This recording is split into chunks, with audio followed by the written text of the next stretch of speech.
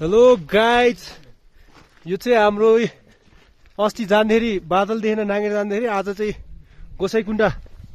यो चाहिँ हाम्रो 6 जनाको टिम। हेर्नु क्या दामी भ्यू छ। यो चाहिँ हाम्रो यहाँ एकदम फिल एकदम खुसी लागेको छ यो देखेर। हिँड्दैछ हाम्रो साथीहरू यात्रामा। 2 दिनको यात्रामा हिजो हामी होटेलमा बस्यो, तल बस्यो। आज बिहान हामी कति 6 बजे निक्लेर आयो। 6 बजे निक्लेर आज अब कति 8-11 बज्न लागिरह्यो। लगभग हामी 11:30 सम्म गोसाइकुण्डा पुग्छ। ठ्याक्क त्यो भित्तामा हो हाम्रो गोसाइकुण्डा चाहिँ। कस्तो राम्रो भ्यू नजारा आइस। यहाँ चाहिँ पानी पुरै जम्मा पर्ने उर्नी डल्लै। यो चाहिँ बुलाएको जस्तो के हो सेतो। यहाँ देखो खोला पनि आइसफेर जमेर बसेको छ। यहाँ पानी नि खोला पुरा आइसफेर जमेर बसेको छ। यो चाहिँ हाम्रो एकदम नजारा भ्यू। हामीले धेरै दिनपछि प्लान गरेको थियो, आज आएर सक्सेस भएको छ हाम्रो घुम्ने प्लान योजना। हिँड्दैछ यस्तो ठाउँमा नि वेलिङ सोइलिङ गरेर यहाँ न बत्ती केही छ। हिमाल पनि यस्तो दामी देखिरहेको छ। ट्रसले पुरा छेउमा कोही लड्ला यताउता गर्ला भनेर राखिरहेको छ।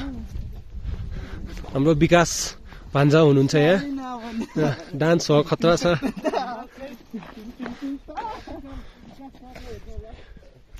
खोला पुरा आइस भएर जमिएको छ भने सेतो त्यो देखिरहेको सेतो त्यो खोला हो।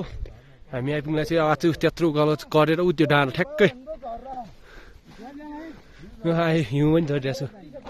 ओहो हो क्या दामी नजारा मुनि।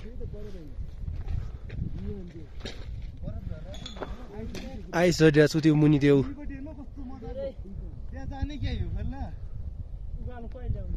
मजाले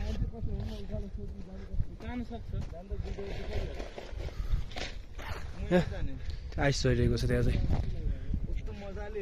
त्यो खतरा नजारा छ। जानु पनि जान्छु त्यो डाँडामा चाहिँ हामी त्यो यो कटेर जानु। सब हिउँ आइस भएर जमेर बस्यो पुरा पानी। ठुलो हुनु पर्ने कि सानो भयो त्यसो झन् कस्तो खेल्न मजा आउँथ्यो पानी जम्मै ठुलो तालमा।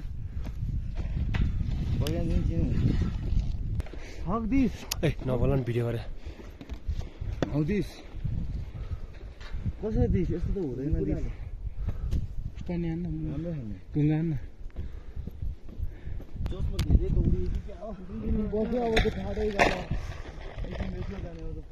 यो पछाडि जस्तो यो डाँडा पछाडि छ।